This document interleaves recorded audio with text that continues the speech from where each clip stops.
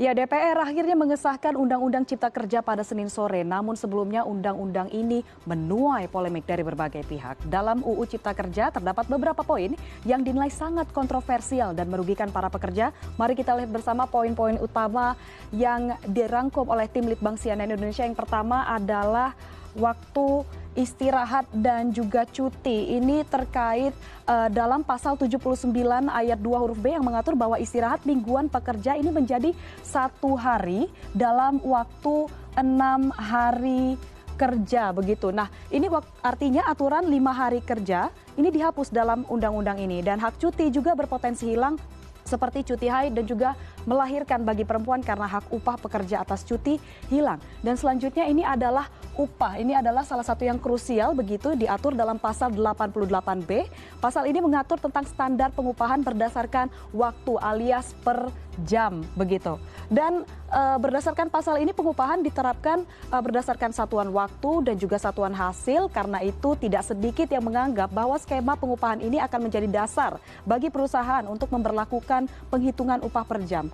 Dan selain itu dalam pasal 88C ini disebutkan menetapkan upah minimum sebagai jaring pengaman. Nah, dalam hal ini kaitan upah minimum yang dimaksud adalah upah minimum provinsi. Pada poin ini banyak juga kekhawatiran terkait pemerintah tengah berupaya menghilangkan upah minimum kabupaten atau kota atau UMK melalui peraturan ini. Dan selain upah, hal lain yang menjadi kontroversi adalah jam kerja yang dinilai eksploitatif. Dalam pasal 77 Undang-Undang Nomor 13 Tahun 2003, pasal sebelumnya ini disebutkan mengenai pelaksanaan ketentuan waktu kerja, yakni 7 jam sehari untuk 6 hari kerja atau 8 jam sehari untuk 5 hari kerja. Nah, sementara pada UU Cipta Kerja pasal 77 ini disebutkan waktu kerja paling lama adalah 8 jam dalam waktu 1 hari dan 40 jam dalam waktu 1 minggu. Nah, selanjutnya poin yang menarik diperhatikan juga adalah mengenai penghapusan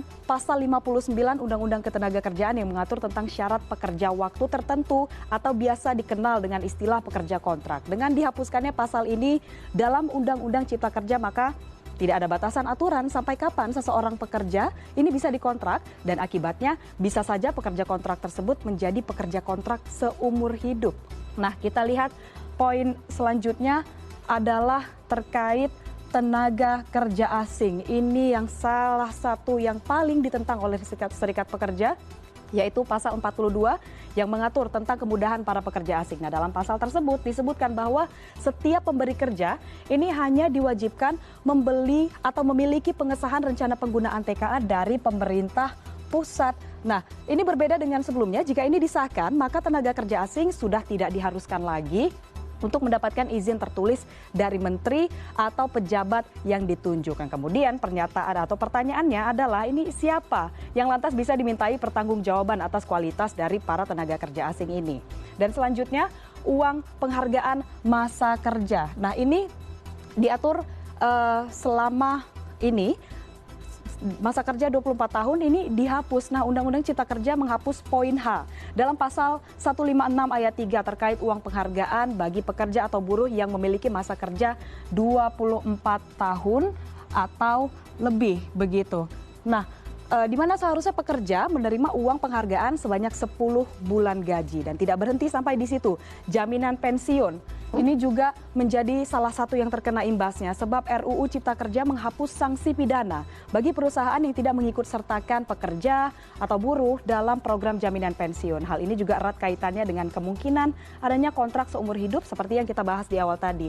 Dan yang terakhir adalah terkait pesangon. Ini dalam Undang-Undang Cipta Kerja ini nilai pesangon dikurangi dari 32 bulan upah menjadi 25 bulan upah dengan rincian 19 bulan dibayarkan oleh pengusaha dan 6 bulan dibayar oleh BPJS Ketenagakerjaan. Lalu dari mana BPJS Ketenagakerjaan ini mendapatkan dana untuk membayar pesangon?